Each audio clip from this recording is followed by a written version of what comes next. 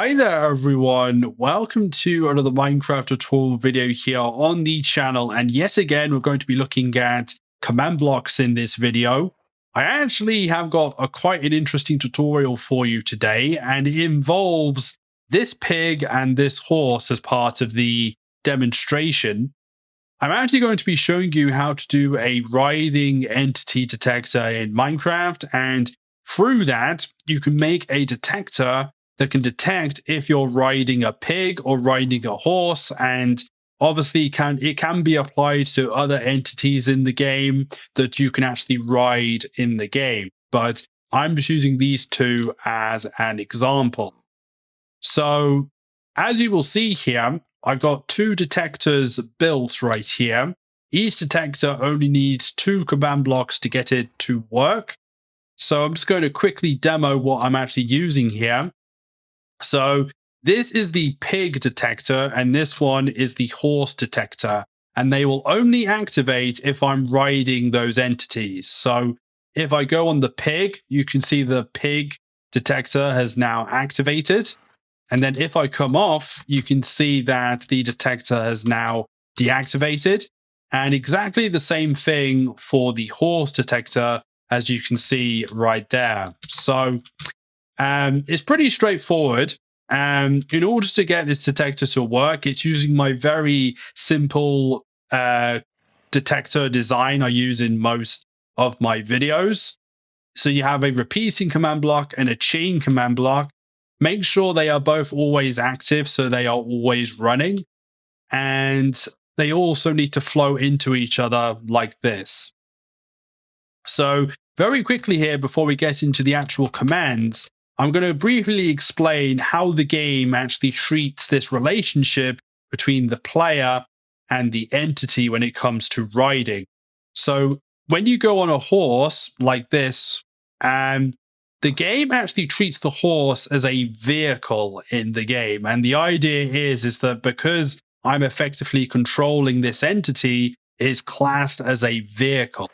So that is going to be important when we look at the commands in a bit more detail, but I'm just going to quickly go over what this detector is actually doing.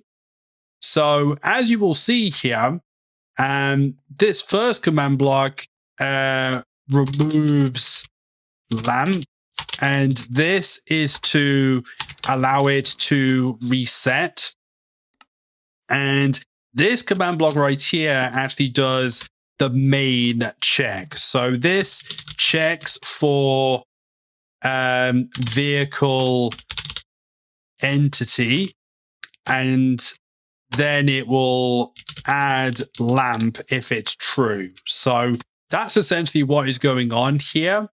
And basically how this actually works is, as you will see here, this block is actually being updated constantly.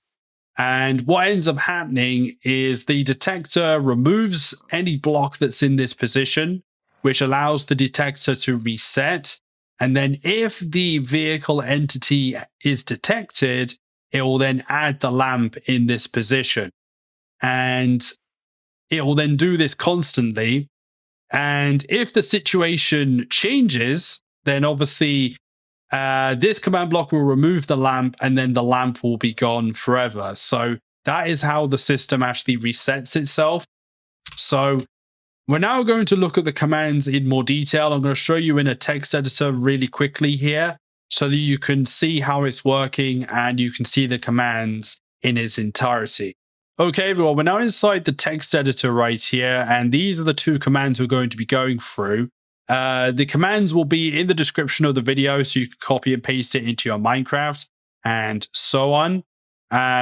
Also, they will just be in one great big long string. Especially this command right here, I've put onto multiple lines, so it's easier to show you. But the first command right here is very, very straightforward.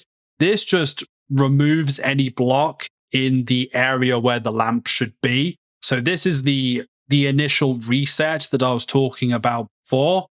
Now, I am going to stress that in this video, I'm using relative coordinates right here, and basically using those relative coordinates to place the lamp or remove it is correct for my circumstance or my setup. You may have to tweak the relative coordinates so that the detector you're making is working for you. Obviously, you can do a lot more different things than just turning on a lamp. That's just my very simplistic demonstration of showing you the activation in the system. But you could open a door, you could place a redstone block somewhere else. There's lots of different things you can do.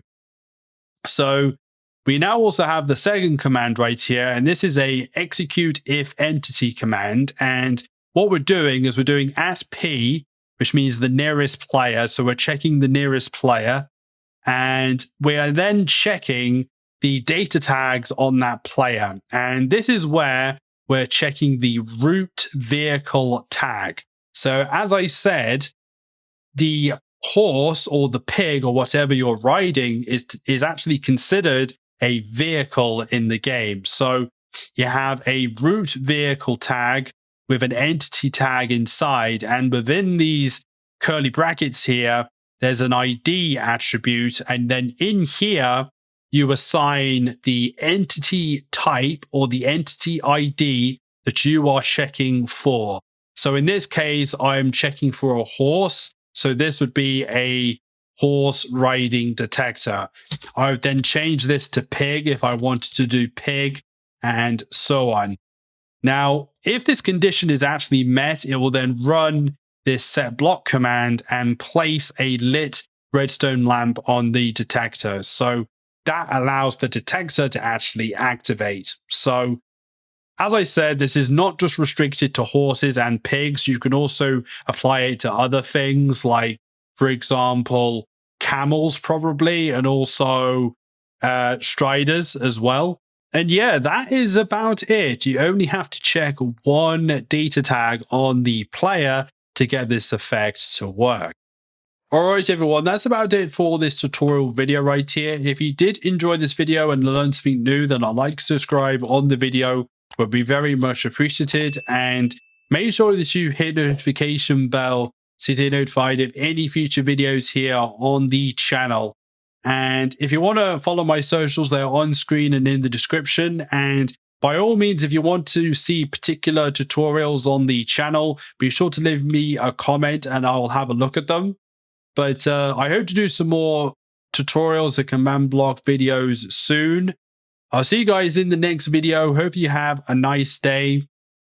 Stay happy and healthy as always, and bye-bye.